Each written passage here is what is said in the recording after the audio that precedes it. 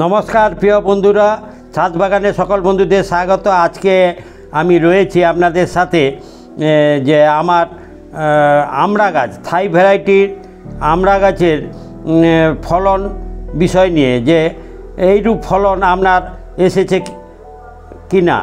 যদি না এসে থাকে তাহলে এই রকম ফলন আনার জন্য কি পরিচর্যা করতে হবে এবং এই ফলের গুণাগুণ নিয়ে, অর্থাৎ স্বাদ বা কেমন, যে থাই ভ্যারাইটির আমড়ার এই বিষয় নিয়ে আপনাদের সাথে রয়েছি। মাস পাঁচেক আগে একবার ভিডিও শেয়ার করেছিলাম, তখন ফুল আসছিল না। ফুল আনার যে উল্লেখযোগ্য পরিচর্যা, সেটা ওই জুন মাসে একটা ভিডিও শেয়ার করেছিলাম আপনাদের সাথে, যে যখন গাছে ফুল আসছে না অথচ গাছে পাতায় পাতায় ভরে যাচ্ছে, সেই সময় একটা উল্লেখযোগ্য পরিচর্যা, যেটা আগের ভিডিওয়ে দেখিয়েছিলাম, যে হাড় প্রুনিং করে দেওয়া। যে হাড় প্রুনিং করে গাছের বাড়ানোটাকে আটকিয়েছিলাম, তারপর থেকে দেখছি সেই জুনের পর থেকে পর্যায়ক্রমে একটা একটা করে শাখা বেরোচ্ছে। অনেকগুলো শাখা, 8-10টা শাখা হয়ে গেছে। 1 বছরের গাছ টবে রয়েছে এবং প্রত্যেক শাখাতে ফুল আসছে। এটা এখন দেখছেন যে একটা পরিচর্যার একটা পার্ট, যেটা উল্লেখযোগ্য পরিচর্যা। সরষের খোলকে পচিয়ে রেখেছিলাম 3 দিন, তারপর সেটা এই 1 লিটার জলে মিশিয়ে একটা তরল জৈব সার তৈরি করলাম, যেটা নাইট্রোজেন সমৃদ্ধ সরষের খোল। এটা 15 দিন ছাড়া দেওয়ার বিষয়টা আমি করেছি, যেটা এইভাবে তরল করে দেওয়া। এটা আপনার একটা এই গাছের উল্লেখযোগ্য পরিচর্যা। গাছে দেখছেন প্রচুর পাতা রয়েছে, গাছের গ্রোথ বোঝাচ্ছে যে পাতা যখন রয়েছে সুন্দর, তাহলে নিশ্চয়ই গাছের গ্রোথ ভালো। আর পাতা যত বেশি হবে ফল আনার সম্ভাবনাটা তত হয়েছে। সেই যে হাড় প্রুনিং করে দিয়েছিলাম, তারপর কিন্তু আর ফলের চিন্তা করতে হয়নি।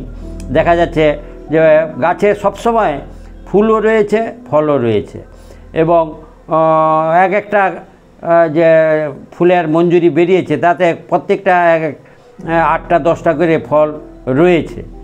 যে ফুল আসবে, সমস্ত ফুল ফলে পরিণত হবে না, ঝরে যাবে অনেক। সেক্ষেত্রে দুশ্চিন্তার কিছু নাই, কারণ একটা দেখছেন যে 8টা-10টা করে যদি একটা ফুলের মঞ্জুরিতে আসে, দেখছেন 10টা-12টা রয়েছে, তাহলে অসংখ্য হবে। এবং এটা ডোয়ার্ফ ভ্যারাইটির যে থাই ভ্যারাইটির আমড়া, সেটা গাছটা আকারটাই বলে দিচ্ছে যে খুবই ছোট গাছ, কিন্তু প্রায় 8-10টা কাঁদি রয়েছে এবং প্রত্যেকটাতে 8টা-10টা পর্যন্ত ফল রয়েছে, 10-12টা। ফলে প্রায় 50-60টার বেশি রয়েছে এবং খাওয়ার উপযোগী পর্যায়ে এসে গেছে। দুটো একটা পরে আমি দেখাচ্ছি যে কীভাবে এর স্বাদটা বা কী, এর গুণটা বা কেমন। তবে আকারটা ছোট গাছে যথেষ্ট, কিন্তু আকার বড় হয়েছে এবং সংখ্যাটা অনেক হয়েছে। যে এই রকম সংখ্যা আনার যে উল্লেখযোগ্য পরিচর্যা, সেটা বলছি যে হাড় প্রুনিং করার অবশ্যই দরকার, যখন খুব বেড়ে যাচ্ছে গাছ। এখন আমি যেটা আপনাদের সঙ্গে শেয়ার করছি, যে ফলটা কেটে তার স্বাদটা বোঝার জন্য, গাছটা তো ফল অসংখ্য রয়েছে। যে একটা উল্লেখযোগ্য বিষয় বুঝলাম যে এই থাই ভ্যারাইটি আমরা এর মধ্যে কোনো সিড বা বীজ থাকে না ভেতরে, পুরোটাই শাঁসালো। সেটা আমি কেটে দেখাচ্ছি আপনাদের, দেখুন যে এর ভেতরে কোনো মানে বীজ নেই, যে বীজবিহীন ফল, তাহলে পুরোটাই খাওয়ার উপযোগী। এবং ভেতরে দেখাচ্ছি যে এটা আরও একটু সময় লাগবে পাকার জন্য, ভেতরে সাদা ভাবটা রয়েছে, যে ওই একটু হালকা হলুদ ভাব হচ্ছে, তাহলে পাকার উপযোগী হতে আরও হয়তো মাসখানেক সময় যাবে। কিন্তু কেটে আমি দেখাচ্ছি, দেখুন যে পর্যায়ক্রমে যে এর ভেতরে কোথাও বীজ বা সিড নেই। সিডলেস থাই ভ্যারাইটির আমরা, যেটা একটা ভালো দিক এই ফলের, যে বীজ থাকলে অনেকটাই তার ফুড ভ্যালু কমে যায়, সেটা নিশ্চয়ই।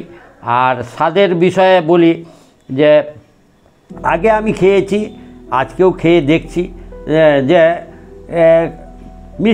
মিষ্টতা রয়েছে, তবে আরও মিষ্টতা বাড়বে যত পাকতে থাকবে এই মুহূর্তেও খালি খাওয়া যাচ্ছে, কোনো টক ব্যাপারটা সেই রকম দেশি আমরা যে টক সেই রকম ব্যাপারটা নেই, কিন্তু আরও মিষ্টতা বুঝবে যত পাকার দিকে এগাতে থাকবে।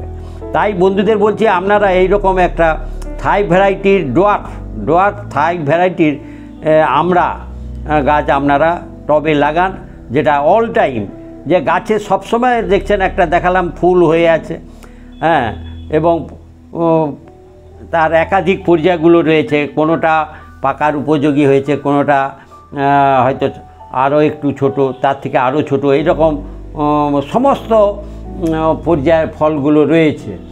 যে উল্লেখযোগ্য পরিচর্যার বিষয়ে বলি এবার, যে ফুল আনার একটা উল্লেখযোগ্য পরিচর্যা, সেটাকে ওই হার্ডপুনিংয়ের পর তখনও বলেছিলাম যে সেখানে ওই সিঙ্গেল সুপার ফসফেট এবং পটাশ, যদি জৈব পটাশ হয় ভালো, পেঁয়াজের খোসাকে ভিজিয়ে রেখে দেওয়া, আর না হলে লাল পটাশ, যে এই দুটো সার সিঙ্গেল সুপার ফসফেট এবং পটাশ সার, এটা কিন্তু আপনাকে ফুল আনার সময় এটা জলে গুলিয়ে 1 চামচ করে দিবেন, তাহলে কিন্তু আর ফুল আনার যে দুশ্চিন্তা ফুল আসছে না এটা আর হবে না।